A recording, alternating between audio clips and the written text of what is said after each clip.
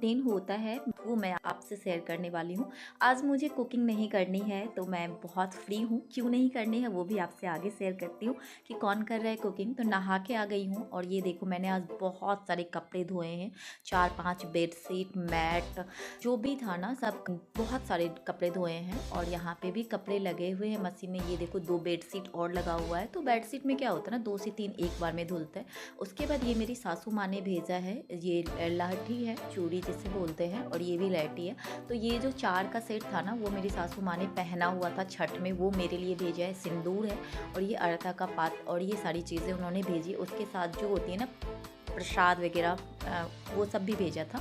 अभी देखो बेड पे बेडशीट भी नहीं लगी है और ये अभी मैं नहाई हूँ तो पूजा करने से पहले ये सिंदूर लगाऊंगी और ये चूड़ी जो सासू माँ ने भेजा है वो पहनूंगी, क्योंकि छठ पूजा मेरी सासू माँ की थी ना, तो उन्होंने जो पहना था ना वो मुझे भेजा है और एक अलग से भी भेजा है। उसके साथ बहुत सारे छठ पूजा का प्रसाद भेजा था। तो हम लोगों में ना सिंदूर करने का ये होता है, बिहार में किस तरह से सिंदूर लगाते हैं। तो ये 3 बार जो है ना मांग में पहले मतलब तेल लगाते हैं, जो भी ऑयल है ना आपके पास वो ऑयल लगाते हैं और उसके बाद सिंदूर लगाते हैं 3 बार, 5 बार, 7 बार इस तरह से। तो ये सिंदूर जो है ना हम लोगों में शादी में लगता है, इसको भुसना सिंदूर बोलते हैं और ये ना पिंक कलर का होता है। तो आपने देखा होगा छठ में पिंक कलर की सिंदूर लगाते हुए, तो वही है। उसके बाद मैंने बिंदी लगा ली और चूड़ी पहन ली और थोड़ा सा मॉइस्चराइज़र वगैरह लगा करके मेरा जो रूटीन होता है ना मॉर्निंग का वो तो अलग होता है, किचन से स्टार्ट होता है। लेकिन आज ना मुझे रेडी होने से स्टार्ट हुआ है और यहाँ पे देखो मैं फुल्ली रेडी हूँ। और वो सोचो कि बेबी और हस्बैंड क्या कर रहे हैं, तो हस्बैंड मेरे कुकिंग कर रहे हैं और बेबी उन्हीं के साथ है। तो मेरे हस्बैंड ने अपना आज कुकिंग का काम संभाल लिया। संडे है, उन्होंने बोला कि तुम अपना रेडी होके जो भी करना है वो सब करो। बहुत सारा घर का क्लीनिंग था एक्चुअली, इसीलिए वो कुकिंग कर रहे हैं। यहाँ पे मैं आ गई हूँ पूजा का बर्तन सब धो करके और यहाँ पे पूजा करने के लिए। तो मेरा यही रूटीन होता है, मैं नहाने के बाद सबसे पहले आ जाती हूँ मंदिर में, पूजा करती हूँ। और ये सारे मंदिर में ये सारे भगवान जी हैं और मैं इसी तरह से डेली का पूजा करती हूँ सारे भगवान जी को चंदन सिंदूर करके और फिर उसके बाद फूल चढ़ा करके और अगरबत्ती या दिया दिखा करके और प्रसाद चढ़ाती हूँ। और मैं लड्डू गोपाल जी को भी रखी हूँ तो उनका भी भोग लगाना होता है, तो पहले ये करती हूँ, उसके बाद ही हम खाना खाते हैं। तो बस पूजा हो गई हमारी संपन्न और तुलसी भगवान और सूर्य भगवान को जल देती हूँ। उसके बाद ना ये अड़ता का पात जो मैंने आपको बताया हुआ था, तो ये ना हम लोगों में बिहार में ना छठ पूजा में चढ़ता है भगवान जी को। तो उसके बाद ना इसको अपने दरवाजे पे चिपकाना होता है। तो मम्मी ने मेरे लिए भी भेज दी, मतलब मेरी सासू माँ ने, कि यहाँ पे भी चिपका दो। तो इसको मैंने भी अपने गेट पे लगा दिया, मेन गेट पे। आप देख सकते हो इस तरह से, बहुत ही प्यारा लग रहा है। उसके बाद यहाँ पे पतिदेव ने बनाया है चावल साथ में राजमा, बहुत ही यम्मी दिख रहा है ना, यम्मी यम्मी सा राजमा और चावल पतिदेव ने बना दिया है।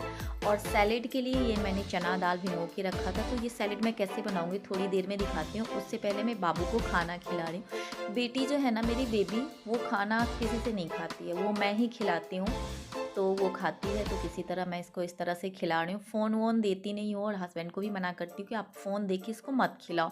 कभी भी बच्चे को इस फ़ोन में लगा करके, ये जो झंझट है ना ये सबसे ख़राब है, इससे बच्चा बहुत बेकार होता है। और फ़ोन की आदत से ना बच्चे ना चबाते ना सही से खाते हैं, बस निकल जाते हैं। उसके बाद मैं आ गई हूँ अपने बेटे के लिए यहाँ पे खिचड़ी बनाने के लिए। तो खिचड़ी की इंग्रेडिएंट्स मैंने बहुत बार आप लोगों से डिस्कस किया है, तो यही इंग्रेडिएंट्स होती है जो मैं हर बार बताती हूँ। पालक, पनीर, गोभी, चावल, दाल, यही सारी चीज़ें होती है। कभी कभी कुछ चीज़ें ऐड ऑन हो जाती है, कभी कभी कुछ चीज़ें और कम हो जाती है। यहाँ पे मैंने सैलेड बना लिया, वही चना दाल जो रात भर सोख करके रखते हैं, उसमें मूली, प्याज, बंदा गोभी और मिर्ची और फिर उसमें नींबू डाल करके, नमक डाल करके, बहुत ही टेस्टी और हेल्दी होता है। आप ज़रूर से एक बार ट्राई करना इसको।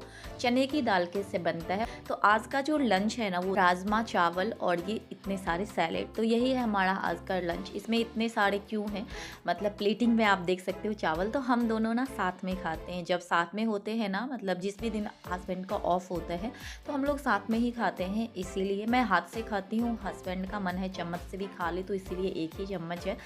उसके बाद मैं आ गई हूँ, अपनी बेबी को नहला धुला दिया, इसको भी खाना खिला दिया था और इसको भी नहला धुला करके यहाँ पे रेडी कर रही हूँ। बाल बनाने बिल्कुल नहीं देती है, बहुत मेहनत के बाद किसी तरह से बाल बनाती हूँ। तो ये देखो मेरी डॉल भी रेडी हो गई है और ये फिर आकर के यहाँ पे थोड़ा बहुत मस्ती कर रही है। फिर इसका जो लंच रेडी है वो मैं इसी तरह से दौड़ भाग करके खिला रही हूँ, इसीलिए ये भाग दौड़ कर रही है। वो क्लिप मैंने शूट नहीं किया, कितना बार खिलाते हुए ही शूट करूँ इसीलिए। उसके बाद हम माँ बेटी और इसके डैडा सब आ गए हैं बेड पे। थोड़ी देर तो आराम करेंगे क्योंकि आज है संडे और मैंने तो आज बहुत आराम किया और बहुत ही अच्छा दिन रहा आज का। इसके बाद हम लोग को नाइट में कहीं जाना है घूमने के लिए, तो वो ब्लॉग मैं अलग से शूट करूँगी क्योंकि मुझे आपसे बहुत सारे ड्रेसेस दिखाने हैं, अपना गिफ्ट्स दिखाना है, इसलिए इस ब्लॉग में मैंने उसको ऐड ऑन नहीं किया है। चलो इस ब्लॉग को हम यहीं पे दी एंड करते हैं। ये आज मैंने बहुत ही छोटा सा ब्लॉग बनाया क्योंकि आज मेरे हस्बैंड ने कुकिंग किया और मैं बहुत ही फ्री पूरा फील कर रही थी कि मुझे आज कोई काम नहीं। काम तो था बर्तन क्लीन करना, इधर उधर का झाड़ू पोछा, ये सारी चीज़ें थे, कपड़े धोना, लेकिन कुकिंग से मैं फ्री थी तो मुझे लग रहा था पूरा फ्री हूँ मैं। बाकी फ्री तो बिल्कुल नहीं थी। चलो इस ब्लॉग को देख